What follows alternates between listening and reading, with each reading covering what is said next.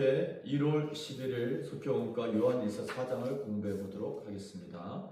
사도 요한이 목회했던 소아시아 지역의 교회들에게 있었던 몇 가지 문제가 있습니다. 그 중에 하나는 이단의 문제입니다. 오늘 요한일서 4장에서도 보면 하나님의 영과 적 그리스도의 영을 잘 분별하라고 얘기합니다.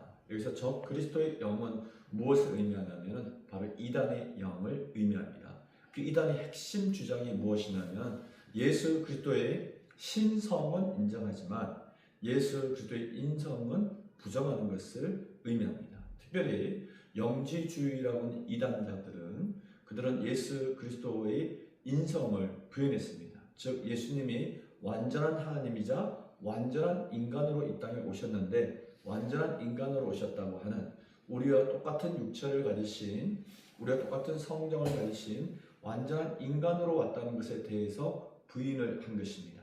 그냥 인간의 모양으로 나타났을 뿐이지 예수님의 본질 자체가 인간으로 바뀐 것은 아니다. 그렇게 주장을 했던 것입니다.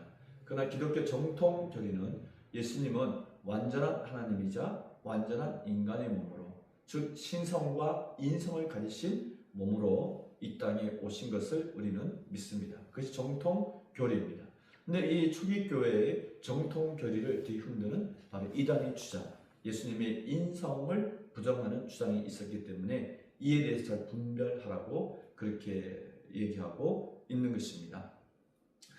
초대교회가 또 교회 안에 침투한 이 이단들을 분별하고 또 치료하고 또 교회에서 추방하고 내쫓는 그런 과정 속에서 그런 일들을 하는 과정 속에서 교인들 안에 여러 가지 분쟁과 다툼이 생기게 되었습니다. 왜냐하면 그 일이 옳은 일이지만 또 필요한 일이지만 그 대상이 되는 사람들, 이단적 사상을 가진 사람들은 교인들과 여러 관계 속에 있었겠죠. 가족일 수도 있고 그리고 친구일 수도 있고 아는 지인일 수도 있고 가깝게 지내는 사람일 수도 있습니다. 그렇기 때문에 이단을 치리하는 과정 속에서 교인들 안에는 여러 가지 관계의 어려움들, 분열들, 다툼들 또 한 가지 사안을 두고 이걸 꼭 그렇게 처리해야 되냐라고 하는 여러 의견들이 충돌하다 보니까 교인들 안에 그런 불편한 관계들 또 다툼의 관계들이 생긴 것입니다.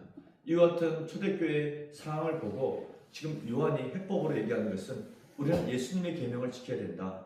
예수님 주신 새 계명은 모든 걸 다 뛰어넘어서 서로 사랑하라고 말씀하셨다. 그 계명을 굉장히 강조해서 얘기하게 됩니다.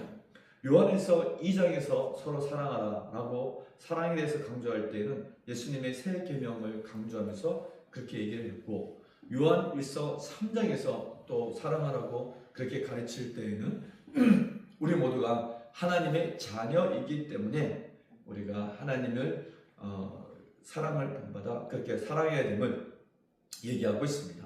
그리고 오늘 요한일서 4장에서는 우리가 서로 사랑해야 될 이유는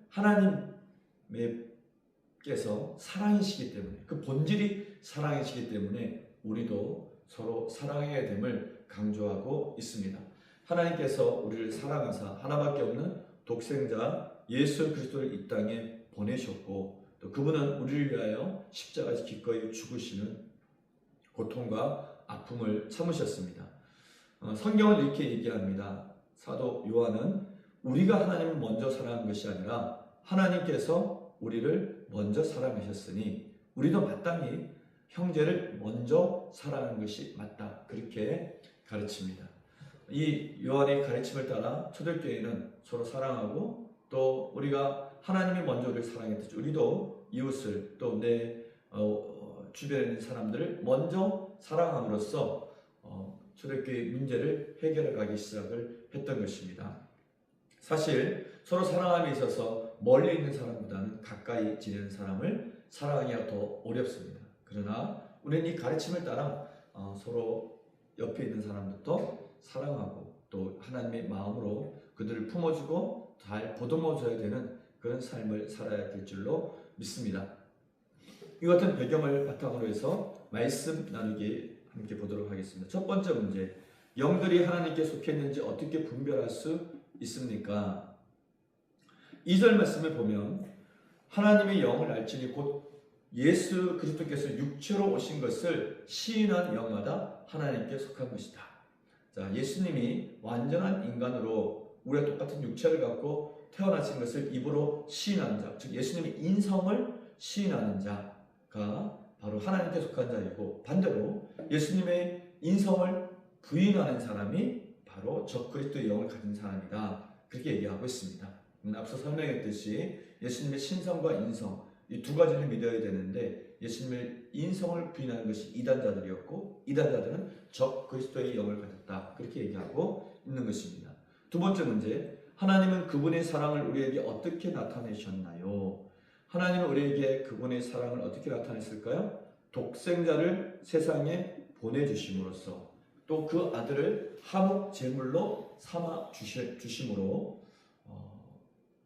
우리에 대한 사랑을 나타내셨습니다.